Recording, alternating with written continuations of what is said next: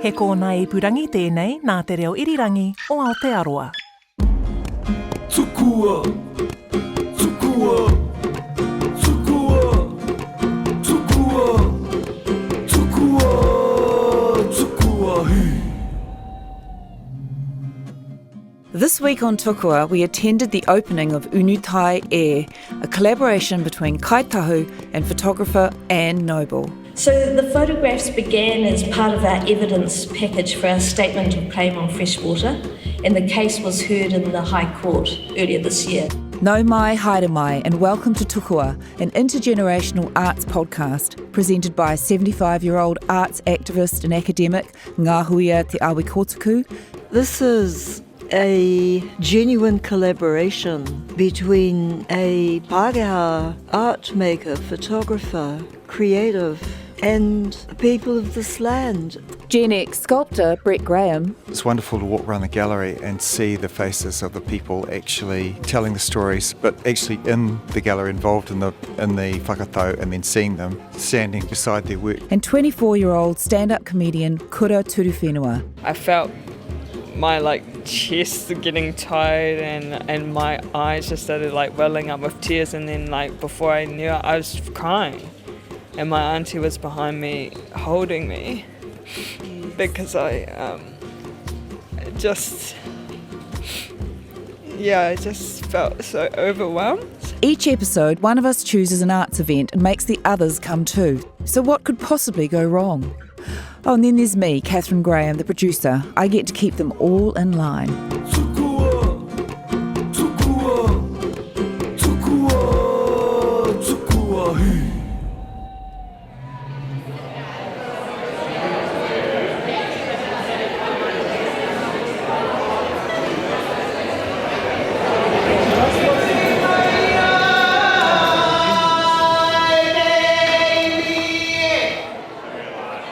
My name is Blair Jackson, and I'm the director here at Christchurch Art Gallery, Te Puna o Waiwhitu.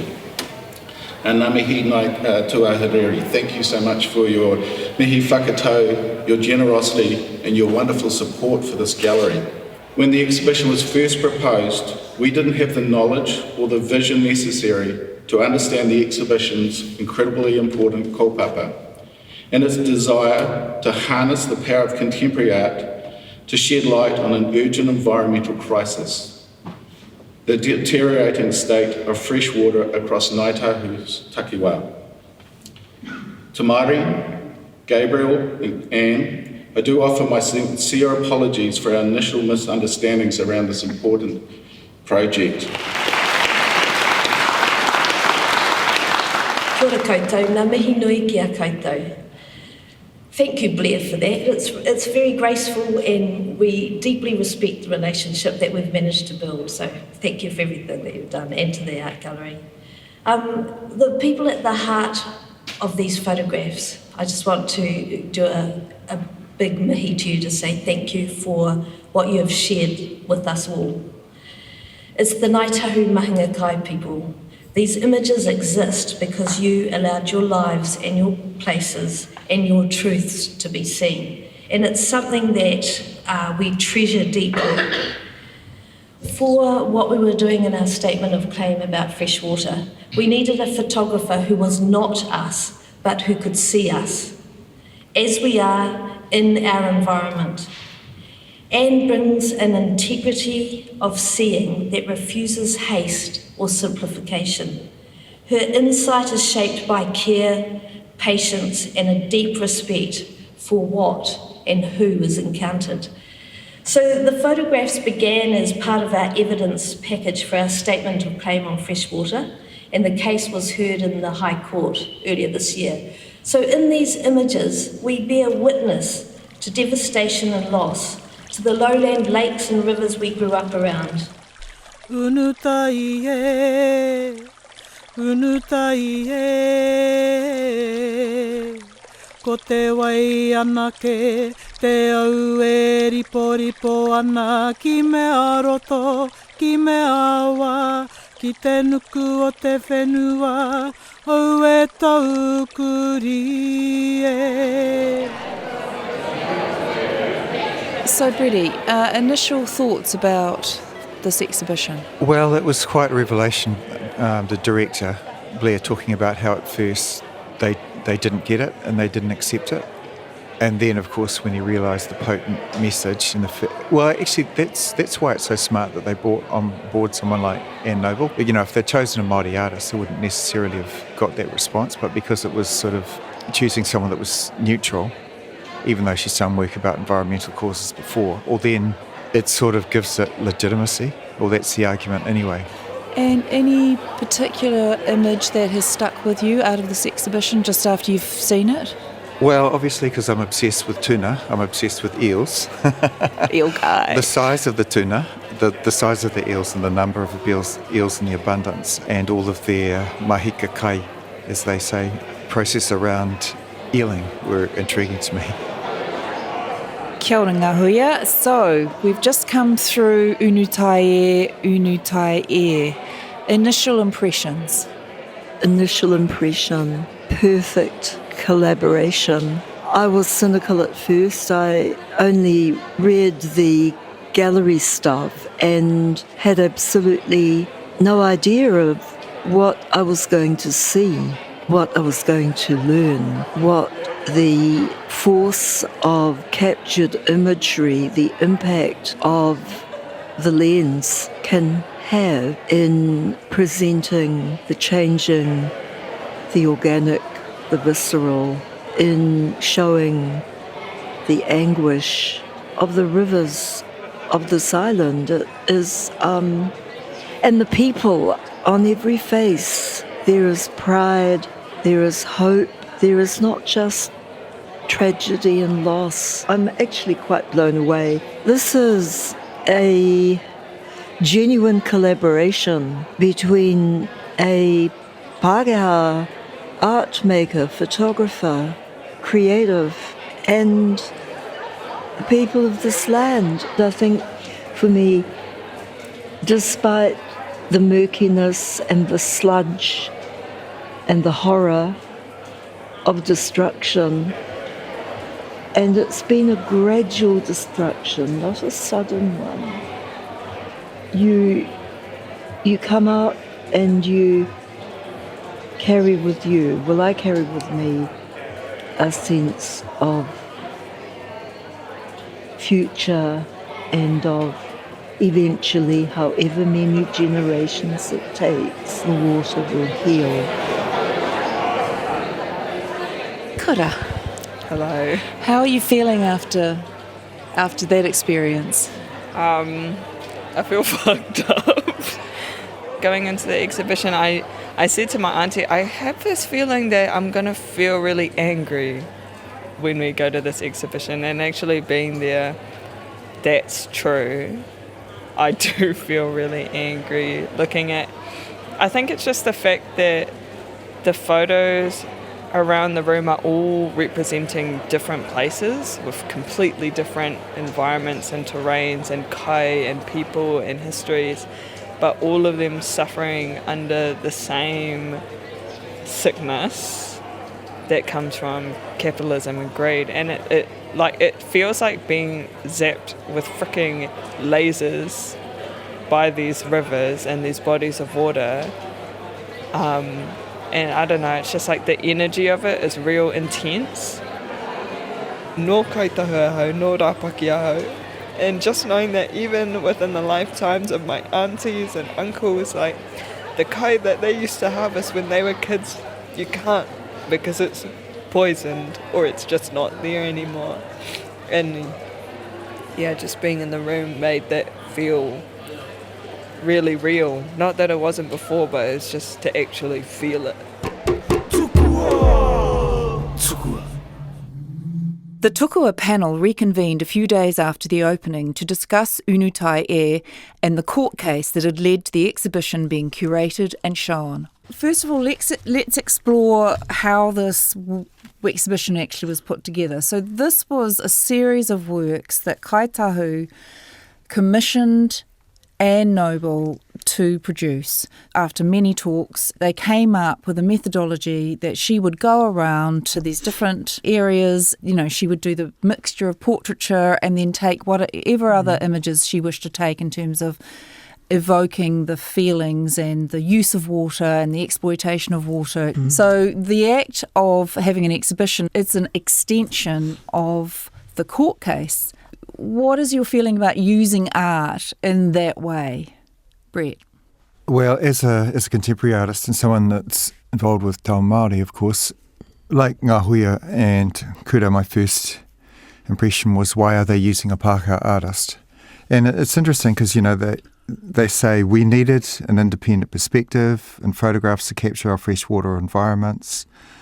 And so they talk about how they've chosen someone that's neutral to come in. I'm also thinking about how Ngāi Tahu embrace contemporary art in a way that many of the northern tribes don't. They've always been incredibly supportive of contemporary art and see its value. You think about Pai Manu, how supportive they are of their own contemporary artists. You think of just walking around Christchurch, how many commissions since the revitalisation of the city, how many commissions are done by Ngāi Tahu artists everywhere, which is fantastic to see. So they've always been aware of contemporary art as a means to express Ngāi Tahu values, which I'm in huge admiration of, because I don't necessarily find the same support of contemporary art with others. My own tribe. I spoke to Gabriel Huria, the chief executive of Ngāi Tahu's freshwater company, Te Kura Takapini, about selecting Anne Noble, a non-Māori photographer. After the Bee book, and I'd bought about 20 copies and given them away, when I was thinking about, okay, we need to get these, we need to do this bearing witness of what we're experiencing, I thought about her. So I looked her up. I was trying to find where she lived, and I looked her up and found that she was an emeritus professor at Massey University, and she had a phone number. So I rang up the number, and by chance she answered it. And so I explained who I was and what I was doing, and asked if she was interested in coming down and talking to us and being our photographer for this project. And in my head, I thought she said yes. But she reminded me that no, she didn't say yes, but all I heard was yes. The thing about Anne is she's deeply respectful as well, and she's very much assured of who she is and where she's from, and as an artist, what the kaupapa that she wants to work under. So it worked very well with us, and it knitted with us, and she was very easy for us to work with, and I think that's come through in the photos and the relaxed way in which people opened up to her. All sorts of, the Mahinga Kai people are as, they're as different as any community of people, and she moved through it very seamlessly. It really puzzles me that you frame ugliness and squalor and the rape of an environment. You frame it, you photograph it, you stick it on a gallery wall, and someone walking by with absolutely no idea of anything whatsoever will see what looks like basically abstract art shots on the wall. And that, to me, was a strange disconnect, because so much of the imagery was a little bit like the appeal of train wrecks and disaster shots. Right. There was just something there that I found personally rather disturbing, which is why the juxtaposition with living humans doing stuff or responding or expressing emotion or just standing so proud and centred and brilliant, I think made the whole show work.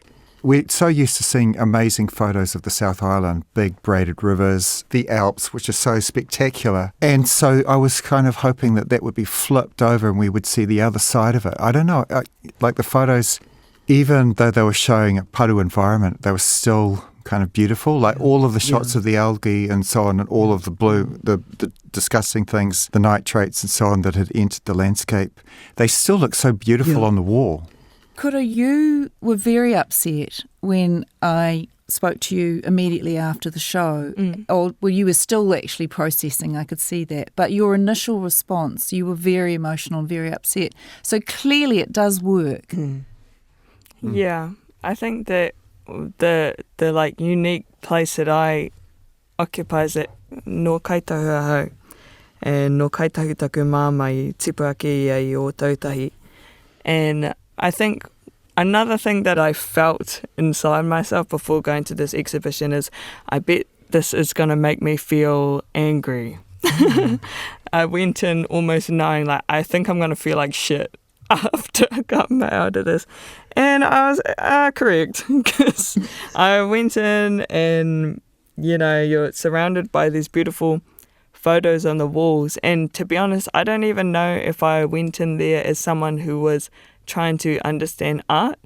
I think it was the kaupapa, and walking into the room and just around the walls there's all these different bodies of water from Te Wai Pounamu, all in a completely different terrain, completely different types of kai, different methods of interacting with the whenua by those people who have grown up there, who hold our traditions, hold, you know, our mahinga kai practices.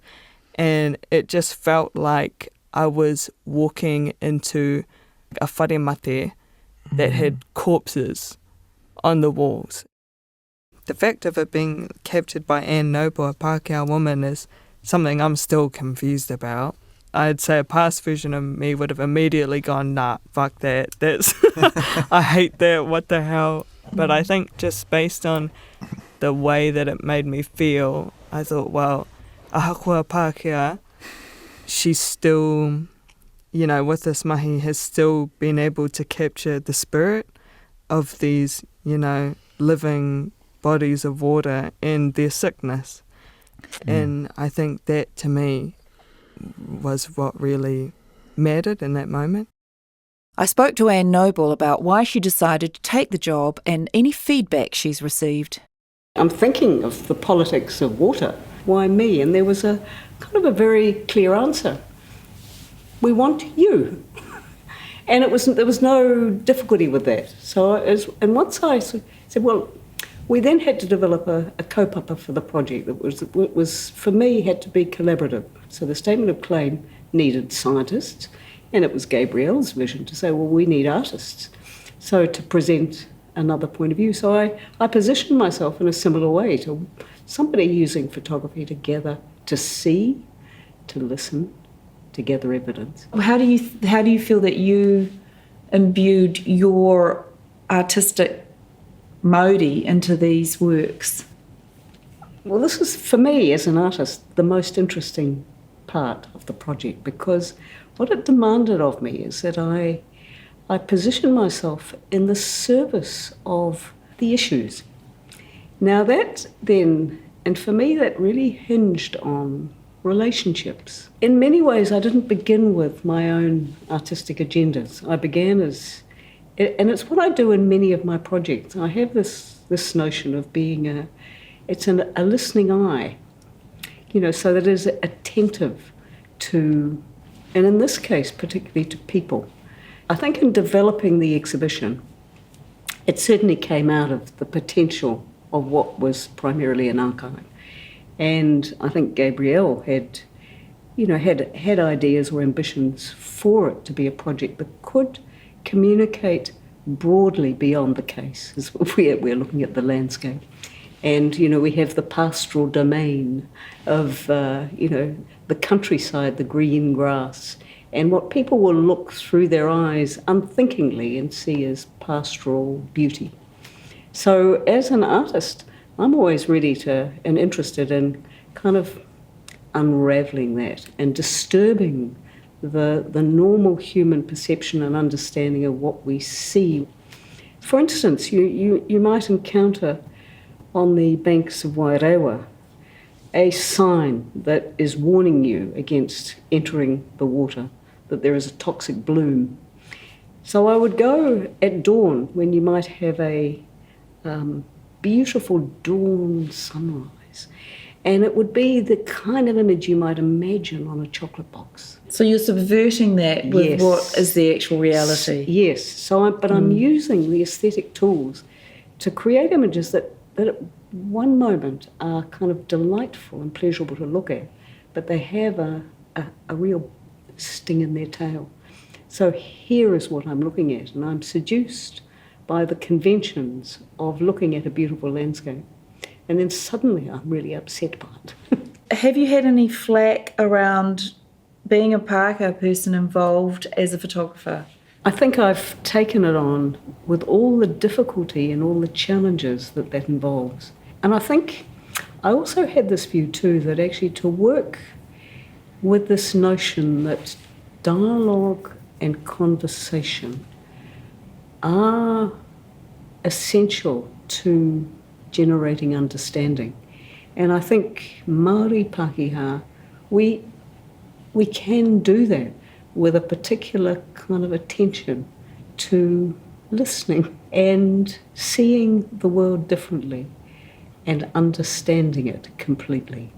So in making the exhibition, this sense very much grew to me that, this is about understanding. And, what I've come to understand in making the exhibition is somehow a journey of a Pākehā, coming to understand the complexity of a whole world. After talking to Anne, I once again asked Gabrielle.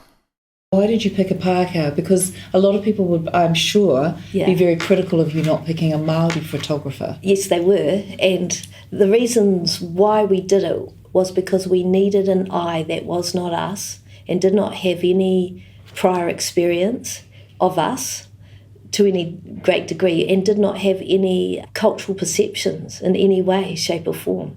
In the court case, we had our own Ngāi Tahu Makangai witnesses and our kaumātua and our upoko. We had traditional witnesses, but we also had a whole lot of experts in their field. So they collaborated with us, and the answers to these problems aren't just going to come from us. They need to come from community. They need to come from us, from the scientific academic experts, the farmers. We can't just do this in isolation. We've all got to recognise there's a problem and we've all got to try and come up with some answers. So I do think collaboration is very important. Tukua! Tukua. In terms of the imagery, what were some of the images that stayed with you, Kura? I think that my favourite pictures were all the portraits of the people who have, grown up on the whenua and those who are, putting in mahi to keep our practices alive and also to look after the waterways. And then also to see those same people, or some of them at least, actually in the room. That was awesome, especially when, lots of them, it's not like their most comfortable place to be in like an art gallery like that. I think that just made me feel really joyful to see them being celebrated, because it really is the people who you never get to see who are often, fighting the hardest or really directly, their own hands in the whenua, in this fight. Yeah, it just gave me so much joy to see them put up on the wall in ways that is so they look like heroes, because that's what they are. Yeah, that's a brilliant observation, actually. And the portraits themselves, every single one of them was in the water. Yes, in gumboots. One of the ironies is that you could take any river in the country and tell those stories, from Taitokero right down to Murihiku. You Well, can I'm tell those hoping that stories this with every might iwi. inspire the kingitanga to do something about the Waikato. Well, we have, but it's always this traditional bent as opposed to directly criticising Fonterra and all these people that have benefited from the land. I mean, Fonterra, they want to be the Saudi Arabia of milk, and they think there's no cost. And, they sell their shares and they think they're responsible just to their shareholders. But, I mean, they've become the Saudi Arabia of milk because they have confiscated our land in the first place and destroyed everything. Just think how paru it is, our end of the river at Te Puaha Te Awa. Yeah, from the start of the river. So yeah, it's a story that could be told everywhere, unfortunately. So the story that this was telling also was from the source, from the maunga, right out to the sea. I think one particularly powerful image that I still carry around in my head is of Tatawai, and Edward Ellison speaks to it with his portrait and remembers how it was an incredibly rich source of a range of food, all sorts of kai, inanga, tuna, fish, all sorts. And now it's actually a green paddock. a circular green paddock. And that used to be a lake. And the day that Anne took the picture, because I was looking at it and she came along and we talked, and she said it was amazing because on that one day she was there, it rained. And so in the foreground, there's a little circle of mud. Yeah. Which reflects how it used to be. And that, for me, was an incredibly powerful reminiscence of what once was an estuarine lake. And there was also a Māori community that lived around it. And so once you drain the lake, you lose the Māori people community. get moved. The people get moved. And even though that was actually, in that instance, apparently they had all the rights, but they were ignored. Yeah. So it actually, the story of these waterways also tells the story of colonisation. Kura, being a young person from Tahu, do you feel like you're going to do something about it, or? Yeah, I mean, I was like standing in there sobbing my eyes out thinking like, I need to get off the cow titty, man, like the milkers and the dairy industry. And I've always like been sort of conscious about the effect of what I'm up to and what I spend money on and contribute to, and it really like solidified, this is exactly why I don't believe in buying things or paying into things that are gonna contribute to the further destruction of places that I come from, but also just that everyone comes from and that everyone is responsible to. So yeah, it did feel like another reminder on top of many reminders, but also just it solidified my will to learn more mahinga kai. Because the thing about tuna is that, when you look after the whenua, it looks after you back, and tuna is frickin' yummy. Excellent. Yeah, like smoked tuna is like my favourite kai ever. And to be able to look after the whenua in a way that it basically gifts it back to you for your service, what an amazing relationship to be able to foster. Like, that feels really positive for me. Yeah, so I did really appreciate the more like optimistic futures that were shown at the end of the gallery, because it really shows you actually can change it. Tukua. At the time of this recording, Ngāi Tahu is still waiting for a judgment to be handed down by Justice Harlan. Unutai Air is currently on at the Christchurch Art Gallery, so get along and see it for yourselves. Till next time, when Tukua goes to the premiere of feature film Marama. Tukua was made with support from the Creative New Zealand, New Zealand On Air and RNZ Arts and Culture Podcast Co-Fund. The creative producer is me, Kath Graham. Line producer is Parihui Mackay. On location recording by Kahukura Royal. Strategic advisors Yana Tinahu Owen and Rosabelle Tan. Ngā mihi to RNZ Podcasts, Justin Gregory, and studio operators Ben Pearce, Dan Hurley, Phil Benge and Jeremy Ansell. Follow and listen to Tukua wherever you get your podcasts. Mā te wā! Tukua, tukua,